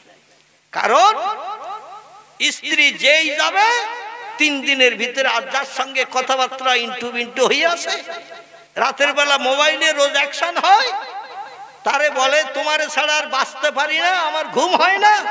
ও বলে তোমার বউকে আগে সরাও, তারপরে চিন্তা ভাবনা আমার। আচ্ছা, ও মেয়েটা বলে না এই কথা? ও মেয়েটা বলে আগে বউ সরাও, তারপরে আমি তোমার বাড়ি যাব না যাব চিন্তা ভাবনা করব।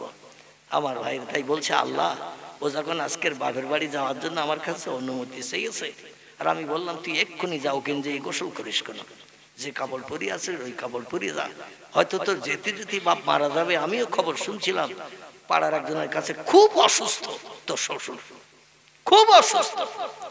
আর যেই স্ত্রী চলে গেছে আল্লাহর কাছে হাত তুলে বলছে আল্লাহ 3 দিনের ভিতরে যেন খবর পাই ওর প্যারালাইজড হয়ে গেছে, মানে হাত পা পক্ষঘাত হয়ে গেছে, আর নড়ে না চড়ে না, ও যেন বাড়ি ফিরতে পর্যন্ত না পারে। কারণ ও যদি বাড়ি না ফেরে নতুন মনের মানুষ আবার বাড়ি এসে অ্যাকশন করবে। ঠিক না ভুল? আবার মাঝে মাঝে অনেক স্ত্রী আছে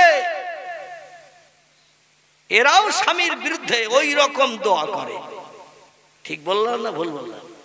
তবে মেয়েদের দাবিটা আর বলবো না, দোয়াটা বলবো না, মানে মেয়েদের দোয়াটা কি স্বামীর জন্য ওটা বলবো না, ওটা অন্যদিন সময় সুযোগ হলে মাইকে না বলে এমনি খালি মুখে বলবো, মানে ওটা আর বলবো না।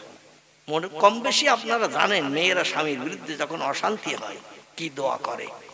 মাঝে মধ্যে মেয়েরা বলে দুপুরে বাস পড়ুক তোর বাড়তে, কি খালি মুখে আবার কবে বলবো, সুযোগ হয়তো আর হবে না, তাই আজকে একটু বলেও দিলাম। বলে দুপুরে বাস তোর মাথায় পড়তে পারে না, এত লোকের পড়ে। আল্লাহ আমাদের সকলকে সবর ইখতিয়ার করার তৌফিক দান করুন, সকলে বলুন আমিন। পয়গম্বর মুহাম্মদ রাসূলুল্লাহর কাছে জিবরিল আমিন এসে যখন খবর দিলেন, জিবরিল আমিন বললেন ইয়া রাসূলুল্লাহ, আপনি ছাড়া প্রস্তাব কেউ দিলে উম্মে সালমা কবুল করবে না। আল্লাহ স্ত্রীর দোয়া স্বামীর জন্য কবুল করেছেন, আর স্বামীর দোয়া স্ত্রীর জন্য কবুল করেছেন। আবু সালমার থেকে ভালো স্বামী এই পৃথিবীতে আল্লাহ পছন্দ করেছেন উম্মে সালমার জন্য আপনি। জোরে বলুন সুবহানাল্লাহ। খবরটা দিলেন কে? জিবরিল আমিন। আল্লাহ জিবরিল আমিন আল্লাহর তরফ থেকে খবর এনে দিয়েছেন। নবী বলছেন তাহলে আমারই যেতে হবে তার চোখের পানি মোচন করতে। জিবরিল বলেন নাম ইয়া রাসূলুল্লাহ, কারণ আপনি যে বিয়ের প্রস্তাব না দিলে মেয়েটার চোখের পানি মুছছে না, পাগলিনী কাটতেছে না, আপনার নামে দেশের মানুষ উল্টো পাল্টা বদনাম দিচ্ছে, এই জন্য আপনি যে প্রস্তাব দিন। রাসূল পাক সাল্লাল্লাহু আলাইহি ওয়াসাল্লাম নিজের বাসভূমি ছেড়ে চলে আসলেন উম্মে সালমার খোঁজে মদিনায়। রাস্তার উপরে পেয়ে গেলেন, বললেন, এ মদিনার নারী, আমি পয়গম্বর মুহাম্মদ রাসূলুল্লাহ তোমাকে বলছি, আল্লাহ পাক তোমার চোখের পানি মোচনের জন্য, অভাব দূর করার জন্য, জীবনের শোক শান্তি মেটানোর জন্য, আমার স্ত্রী বনার জন্য আল্লাহর তরফ থেকে হুকুম হয়েছে। তাই আমি এসেছি তোমার কাছে প্রস্তাব নিয়ে। আমাকে কি তুমি স্বামী হিসাবে কবুল করবে, মেনে নেবে? উম্মে সালমা বলছেন, জীবনে পণ করেছিলাম বিয়ের পিড়িতে আর বসবো না, নতুন কোন স্বামীর সোহাগার নেব না, কিন্তু পয়গম্বরের উপরে দামি মানুষ তো পৃথিবীতে আর কেউ নাই। এই জন্য আমার স্বামী আবু সালমার থেকে মুহাম্মদ রাসূলুল্লাহ কোটি কোটি গুণে উত্তম। তাই আমার পণ ভেঙে বিয়ের ইচ্ছা আমার নাই, আর জীবনে পণ করেছিলাম বিয়ে আর করব না, কিন্তু মুহাম্মদুর রাসূলুল্লাহ সে প্রস্তাব দিয়েছেন, নবীকে ফেরত পাঠালে আল্লাহ খুশি হবে, আসলে আল্লাহ আমার উপরে নারাজ হয়ে যাবে। এই জন্য আমার পণ ভেঙে আমি আপনার সঙ্গে বিয়ের প্রস্তাবে রাজি হলাম। ইসলামিক ইতিহাসে লেখা আছে, বিশ্ব নবীর স্ত্রীদের ভিতরে ৫ নম্বরে পয়গম্বর মুহাম্মদ রাসূলুল্লাহ নিজেই প্রস্তাব দিয়ে উম্মে সালমাকে বিয়ে করে স্ত্রী বানিয়েছিলেন। জোরে বলুন সুবহানাল্লাহ। আমার ভাইরা, দেখতে দেখতে রাত 12:30 বেজে এসেছে, 2 ঘন্টার মতো হয়ে গেছে। আর কষ্ট দেব না। আগামীকাল আমার একটু দূরে রওনা দিতে হবে, সেই মুর্শিদাবাদের হরিহর পাড়া। দোয়া করবেন, সামনে পৌষদিন সম্ভবত মসজিদের জলসা, আল্লাহ চারি চক্ষের মিলন ঘটালে আবার কিছু আলোকপাত করা যাবে। সকলে একটু দাঁড়িয়ে যান, সোনার মদিনায় নবীজির দরবারে একটু সালাম পাঠ করি।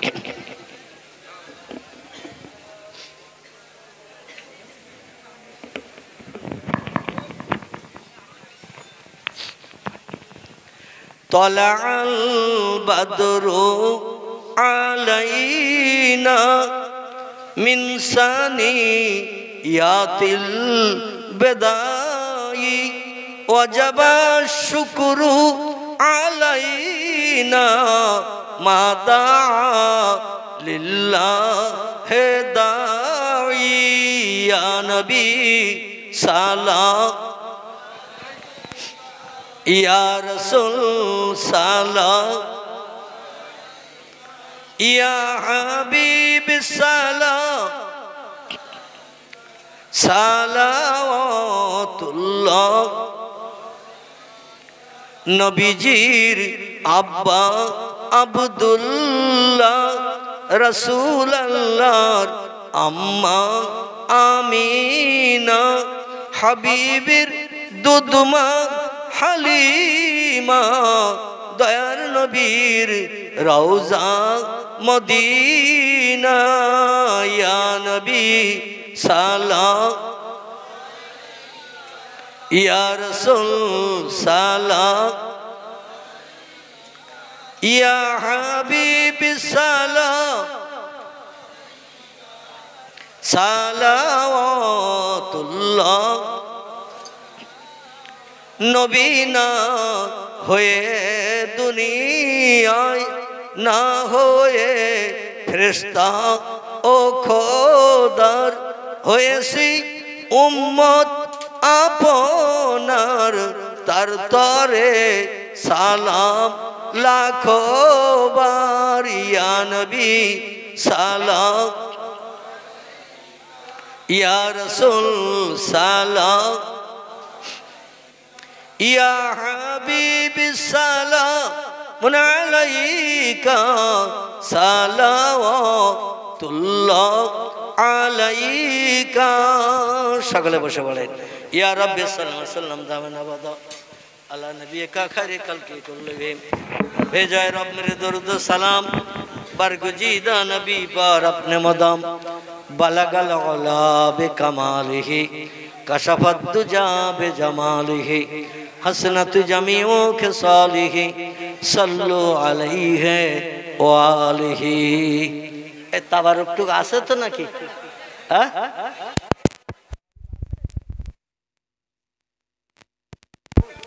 तो खोज नहीं তোমরা বলতে আছে সে যদি বলে কিছু করিনি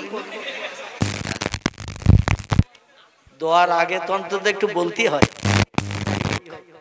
তাবারুক আছে ইনশাআল্লাহ। পরিশ্রমের প্রতিদান একটু আল্লাহ মুখে হাসি ফোটাবেন, একটু তাবারকের ব্যবস্থা আছে, সকালে শরীক হয়ে যাবেন। পবিত্র মাস, ইজ্জতপূর্ণ মাস, সেই মাসের ইজ্জতপূর্ণ রাত, আমরা সেই রাতে কে কে মারা